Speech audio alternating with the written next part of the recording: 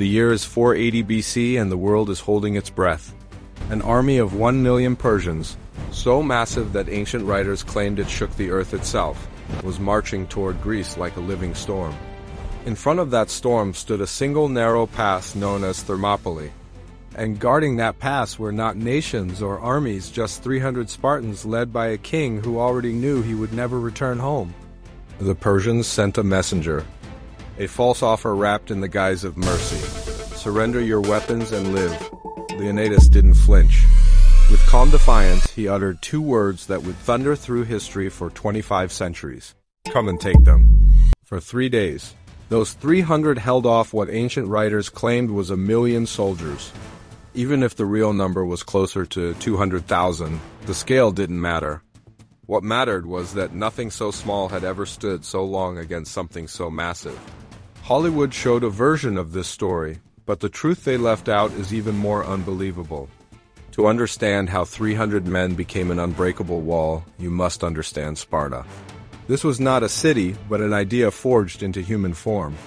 A society that believed comfort was poison and peace was a fragile illusion. From the moment a Spartan child took his first breath, he entered a world meant to turn him into steel. Spartan elders inspected every newborn boy with cold, unforgiving eyes. If the child was weak or imperfect, he was left on a mountainside to die. Only the strongest were allowed to live because survival mattered more than mercy. To Spartans, mercy created weakness and weakness invited death. At age 7, Spartan boys were taken from their families and thrown into the agoj. They were starved so they would learn to steal, then beaten if caught not for stealing, but for failing. They slept on beds of reeds they tore from riverbanks with their bare hands. They spoke little, moved fast, and learned to fear nothing.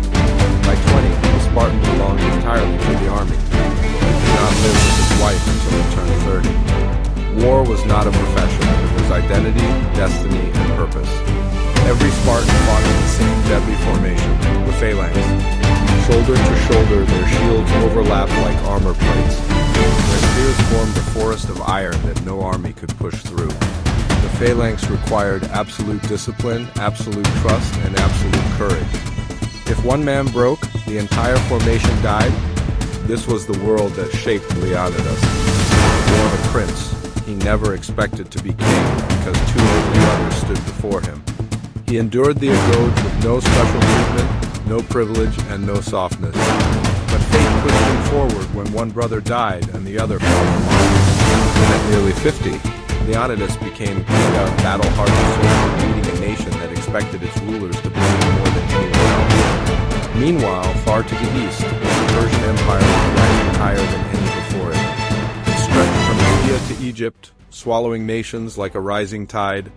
Darius tried to conquer Greece and failed, leaving the mission to his son Xerxes. For 4 years, Xerxes gathered the greatest invasion force the ancient world had ever seen. Some claimed it was 1 million. Others say hundreds of thousands. Numbers aside, Greece had never faced such a force. The Persian army was a continent on the march. Soldiers from every part of the empire marched in endless lines. Archers darkened the sky, cavalry thundered across the plains, and war elephants stomped the earth. Xerxes watched from a golden throne as if he were a god. Against this tide, Greece seemed helpless. Greek city-states met in panic, arguing over strategy. Many wanted to retreat and abandon northern Greece. But Leonidas saw something no one else did, a place where numbers didn't matter. A place where 10,000 men meant nothing if only 50 could stand in the front at once.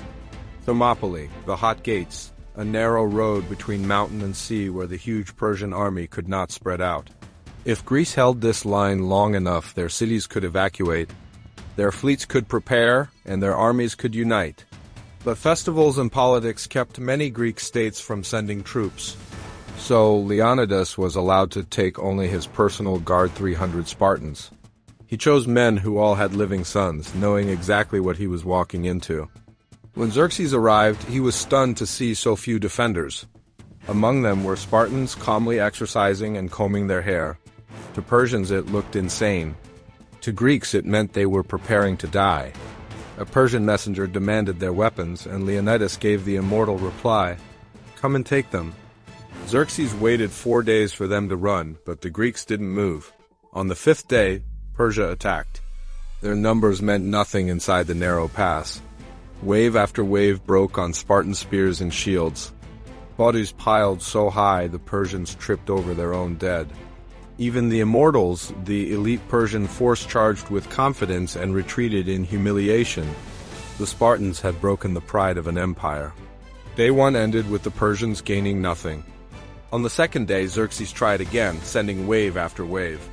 Spartans rotated their lines flawlessly, keeping fresh men at the front. The Persians grew exhausted and frustrated, but Sparta could not be broken by strength alone. Xerxes found his opening through betrayal. A Greek traitor named Ephialtes revealed a secret mountain path that bypassed the pass. He led the Immortals behind the Greek lines under cover of darkness. By dawn, the Greeks were surrounded.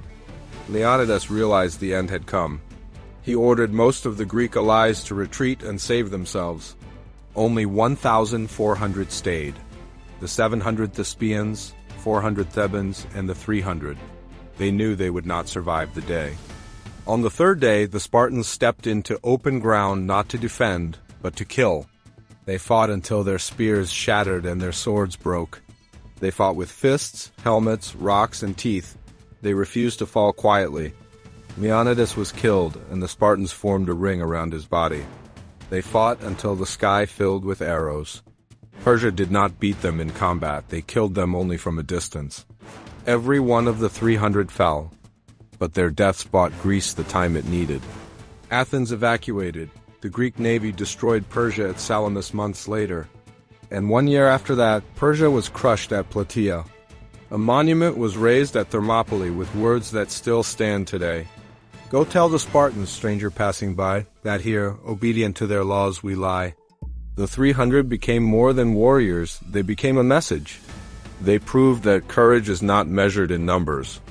They proved sacrifice can shift the fate of nations. They proved that standing your ground, even when doomed, can echo for thousands of years. And 25 centuries later, the world still whispers their names.